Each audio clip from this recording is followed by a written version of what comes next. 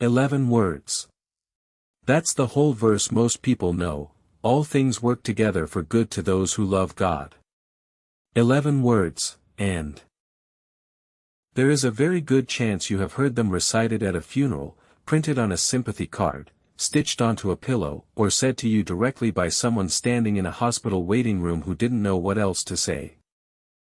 Romans 8 verse 28 is one of the most quoted verses in the entire New Testament, and it has also become one of the most quietly resented. Because somewhere along the way, all things work together for good got flattened into everything happens for a reason, and everything happens for a reason is a sentence that has made a lot of suffering people feel worse, not better. Here's the strange part. The Greek word sitting underneath work together is not a vague word about outcomes turning out fine eventually. It's a specific, technical, almost mechanical word, the same family of word English gets synergei from. And once you see what it's actually doing in the sentence, the verse stops sounding like a bumper sticker and starts sounding like something Paul wrote from inside real, ongoing, unresolved suffering, to people who were suffering right alongside him. This video walks through Romans 8 verse 28 the way it actually reads in context. What comes right before it, what Greek word is doing the heavy lifting, a real manuscript question that most translations quietly resolve without telling you, and who this promise was actually written for, because it is not, and was never meant to be, a blanket guarantee handed to every person on earth. Start with how the verse actually gets used, because that's worth being honest about before doing anything else. Everything happens for a reason has become one of the default things people say into a tragedy, a diagnosis, a miscarriage, a job loss, a death. It's meant as comfort. Often it's meant kindly. But notice what the sentence is actually claiming. That the terrible thing itself has a hidden purpose, that somewhere behind the loss is a reason that, if you could see it, would make the loss make sense. Say that to someone in the middle of real grief and you can watch it land wrong in real time. Because what they're hearing is that their pain is secretly fine, secretly useful, secretly not as bad as it feels, and that if they just trust the plan a little harder they could stop being so upset about it. That is not what Romans 8 verse 28 says. It's not even close to what Romans 8 verse 28 says. But it's very easy to get there if all you know of the verse is the 11 words on the pillow, disconnected from the 22 verses around them. Because Romans 8 verse 28 was not written as a floating, general-purpose reassurance. It was written in the middle of one of the most sustained meditations on suffering anywhere in Paul's letters, and it doesn't make its promise by minimizing the suffering. It makes its promise from inside it. So start where the chapter actually starts building toward this, not at verse 28. Romans 8 opens with, no condemnation, for those in Christ, moves through life in the Spirit versus life according to the flesh, and by verse 17 has already told you plainly that being an heir with Christ means suffering with him. Provided we suffer with him in order that we may also be glorified with him. Verse 18 follows immediately. For I consider that the sufferings of this present time are not worth comparing with the glory that is to be revealed to us. Paul isn't building up to verse 28 by talking about blessings. He's building up to it by naming suffering directly, repeatedly, and refusing to look away from it. Worth pausing on who's writing this. Paul isn't a comfortable observer theorizing about other people's pain from a safe distance. By the time he writes Romans, he's already been run out of cities, beaten with rods, stoned and left for dead, shipwrecked, imprisoned. Whatever the sufferings of this present time means in his mouth, it isn't an abstraction. The letter that contains, all things work together for good, is written by someone whose own things, at the time of writing, had mostly not worked out well by any ordinary measure. Which makes it worth taking seriously rather than dismissing as the kind of promise only a comfortable person could afford to make. And then the chapter does something unusual, it describes creation itself as groaning. Verse 22, the whole creation has been groaning together in the pains of childbirth until now. Not a metaphor tossed off in passing. A sustained image, the entire created order pictured as being in labor, straining under something not yet finished, waiting for a resolution that hasn't arrived yet. That's the first groan. The second groan is closer to home. Verse 23, we ourselves, who have the first fruits of the Spirit, groan inwardly as we wait for adoption as sons, the redemption of our bodies. Not just creation out there somewhere. Believers themselves, people who already have the Spirit, who are already adopted, still groaning. Having the Spirit doesn't end the groaning. It's described here as living inside the groaning while waiting for something the Spirit itself is only the first installment of. The third groan is the strangest one, and it's the one that sits immediately before verse 28. Verse 26, the Spirit helps us in our weakness. For we do not know what to pray for as we ought, but the Spirit Himself intercedes for us with groanings too deep for words. Read that slowly. This isn't creation groaning, or believers groaning. It's the Holy Spirit groaning, on behalf of people who are so deep in whatever they're facing that they don't even know how to put a prayer into words. That is the specific condition Paul describes immediately before, and we know that for those who love God all things work together for good. Not confident, articulate, put together faith. Wordless groaning, needing an intercessor because you can't even form the sentence yourself. That's the room this verse is spoken into. Creation groaning. Believers groaning. The Spirit groaning on their behalf because they can't find the words. If you strip verse 28 out of that setting and print it alone on a card, you get a completely different verse than the one Paul actually wrote.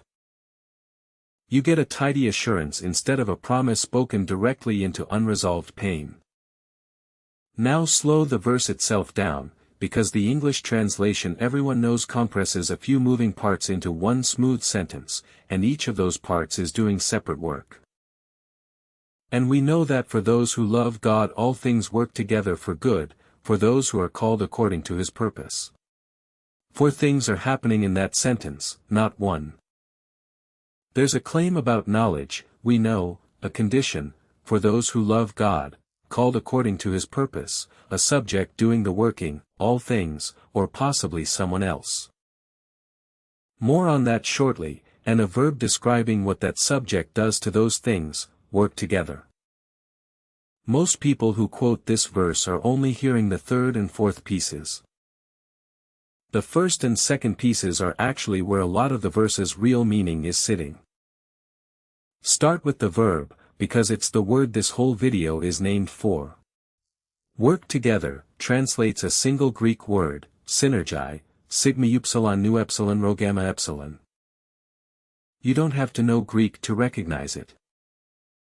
It's the direct ancestor of the English word synergy, and it's built from two pieces, syn, meaning together, or with, and ergon, the root for work. The same root you get in words like energy and ergonomic. Synergei isn't a passive word about things randomly lining up. It's an active, cooperative word. It describes multiple things being worked together, in coordination, toward a single outcome. The way separate instruments in an orchestra are worked together into one piece of music, not the way scattered debris happens to settle into a pattern. That distinction matters enormously for what the verse is claiming. All things work together for good does not mean each individual thing, taken on its own, is good. A cancer diagnosis is not good. A betrayal is not good. A death is not good. The verb synergei isn't making a claim about the individual ingredients. It's making a claim about what happens when they're worked together, combined, orchestrated toward an outcome none of them would produce alone. Think of raw flour, raw eggs, and raw sugar sitting separately on a counter. None of them is a cake, compared to the same ingredients worked together, combined, cooked.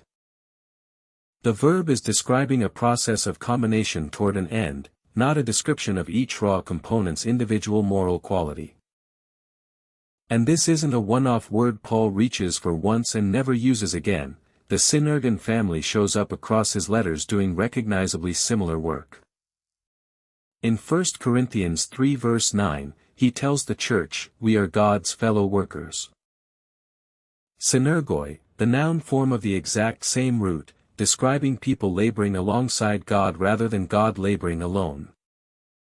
In 2 Corinthians 6 verse 1, he writes that, working together with him, synergeīs again, he urges the Corinthians not to receive God's grace in vain.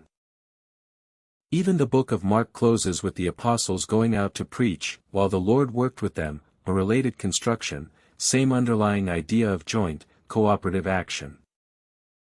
Paul's vocabulary consistently pictures God's activity as collaborative rather than solitary, not God acting on a person from a distance, but a shared labor, multiple parties genuinely working alongside each other toward the same end. Romans 8 verse 28 picks up that same collaborative picture and applies it to circumstances themselves. God, working the raw material of a life the way a craftsman works raw material, not leaving the all things to sort themselves out. Here's where it gets more interesting, and where most popular teaching on this verse skips a step entirely. Ask, who or what is doing the working together? In the English, the subject reads as, all things work together. But Greek manuscripts of Romans actually leave this more open than the English translation lets on, and it's worth walking through carefully, because it's a real, documented textual question, not a minor curiosity. The oldest and most significant Greek manuscripts of Romans, including a very early and highly regarded papyrus and several major 4th century codices, contain a variant reading. Instead of simply, panta synergei, all things work together, with all things as the subject of the verb, a number of important early witnesses read, ho thea synergei panta eis agathon. God works all things together for good. In that reading, God isn't the implied background cause behind an impersonal process called, all things working together. God is the explicit grammatical subject of the verb. He is the one doing the synergizing. Most modern translations, the ESV, the NIV, the NASB, translate the verse the more traditional way, all things work together, and that's a defensible textual and. Translation choice, serious, careful scholars land on both sides of this question, and this isn't a case of one reading being some kind of secret the church has hidden. It's an open, documented textual variant that most Pew Bibles simply don't put a footnote on. But even setting the manuscript question fully aside, the theological point holds either way, because Paul has already spent the previous verses describing exactly who's doing the active work in this scene. It's the Spirit, interceding, groaning on behalf of people who can't find words.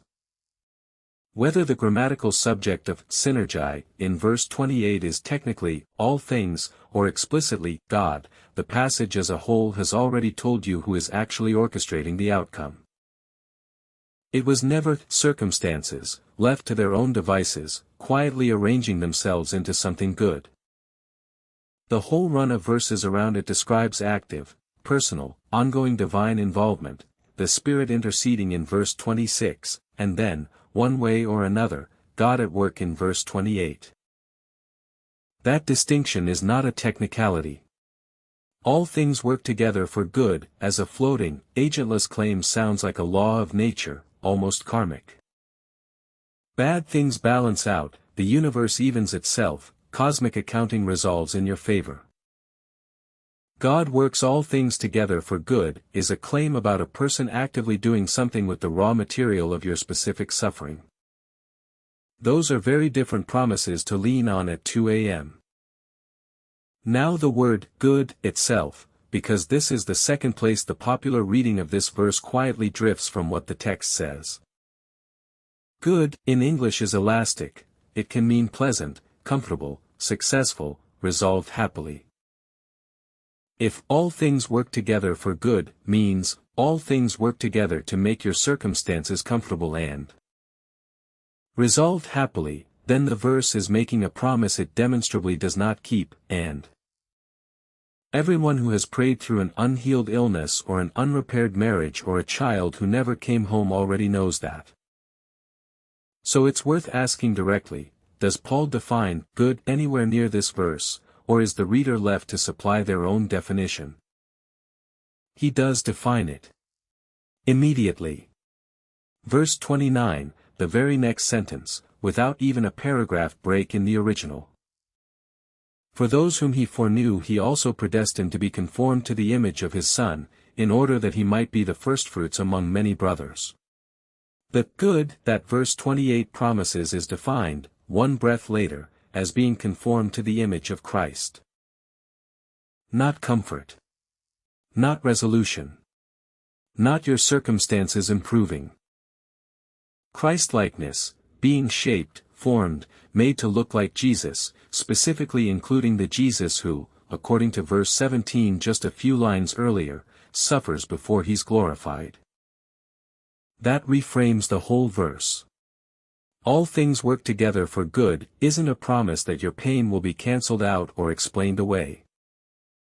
It's a claim that God is actively using the raw material of a person's whole life, the wanted things and the unwanted things both, toward a specific formation, shaping that person into the likeness of a suffering, faithful, ultimately vindicated Christ.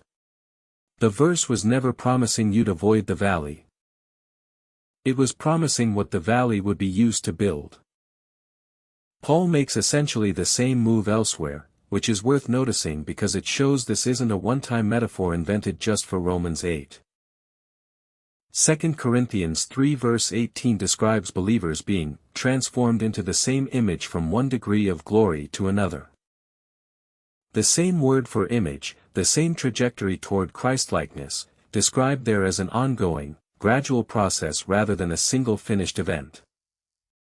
Put the two passages side by side and good, across Paul's letters, keeps landing in the same place, not a favorable turn of circumstances, but a slow, sometimes painful, reshaping of a person into someone who looks more like Jesus than they did before. A person can be formed that way in a season of blessing. Scripture doesn't say otherwise.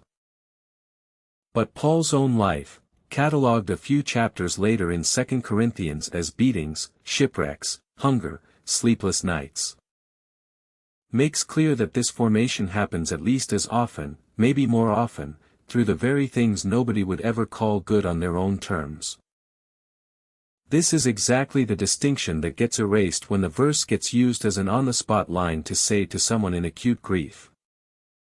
Everything happens for a reason, said to a person burying a child, functions as a claim that the death itself is secretly good, secretly purposeful in some way that should already be comforting them. Paul's actual verse isn't making that claim. It isn't saying the death is good. It's saying that God is at work, in the middle of a death that is not good, combining it with everything else in that person's life, toward a long-term formation that outlasts the grief without erasing the fact that the grief is real, warranted, and not something to be talked out of. And we know that for those who love God all things work together for good, for those who are called according to his purpose. Two qualifying phrases sit right there in the verse, and both of them are conditions, not universal statements. For those who love God. For those who are called according to his purpose. This is not, all things work together for good, full stop, for everyone alive. It is explicitly, grammatically scoped to a specific group. People who love God, and, Paul immediately clarifies, in case, love God, sounds like it's describing an achievement you have to earn your way into. People who are called according to his purpose. The calling comes first. The love is the response to being called, not the entry fee for the promise. That scoping matters because it's often exactly what gets dropped when the verse is quoted at someone. Said to a person with no stated faith, in the middle of an unrelated tragedy, everything happens for a reason, all things work together for good, isn't even the promise Paul is making. It's the promise stripped of the only group it was ever addressed to, and then handed to someone it was never written for, as though it were a universal law rather than a specific assurance for people already inside a specific relationship with God. And Paul doesn't leave, called according to his purpose, vague either. The next two verses spell it out in what's sometimes called the golden chain, for those whom he foreknew he also predestined to be conformed to the image of his Son. And those whom he predestined he also called, and those whom he called he also justified, and those whom he justified he also glorified. Foreknew. Predestined. Called. Justified. Glorified. 5 links, described in the same unbroken tense throughout. Even glorified, the one link that from the reader's present moment is still future, described with the same finished action grammar as the others. The promise of verse 28 sits inside a much larger, much more specific claim. That God's involvement with the people this verse addresses didn't start with their current crisis and won't end with it either. It started before they were born and it's aimed at an already secured outcome. Christian traditions genuinely disagree about how far to press some of these links, how foreknew and predestined relate to human choice is a real, centuries-old debate this video isn't trying to settle. But the disagreement over the mechanics shouldn't obscure what every side of that debate agrees the chain is doing structurally. It's placing verse 28's promise inside a much longer story than the immediate crisis. Whatever your view of how the links connect, the passage insists the connecting was already underway before the suffering started, and doesn't stop with it either. The chain runs from before birth to after death, and the hard season sitting in the middle of someone's life is a single link in a chain that was never going to be broken by it.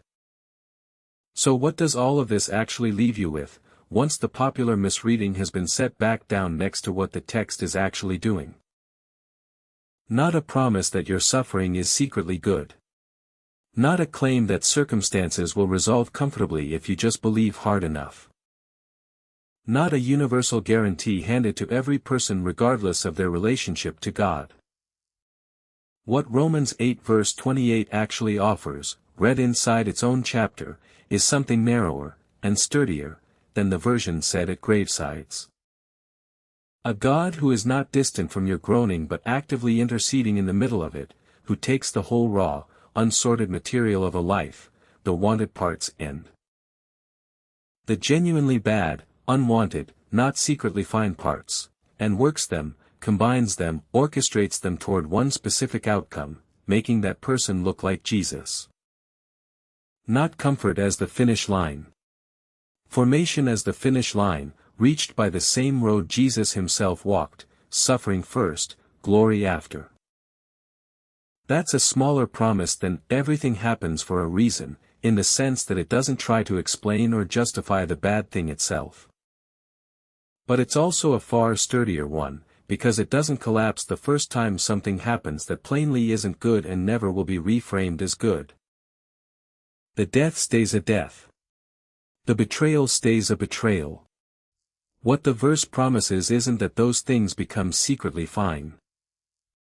It's that they don't get wasted, that they get worked, together with everything else, by someone who was already groaning alongside the sufferer before the sentence was ever finished. Which is worth carrying back to that hospital waiting room, or that funeral, or wherever this verse gets said next. Not as 11 words on a pillow, detached from everything around them. As a sentence that only makes sense read from inside Romans 8's own groaning, creations, the believers, and the spirits. Spoken to people who love God because God called them first, promising not that the pain is good, but that nothing about it, work together with everything else in the hands of the one interceding for you, goes to waste.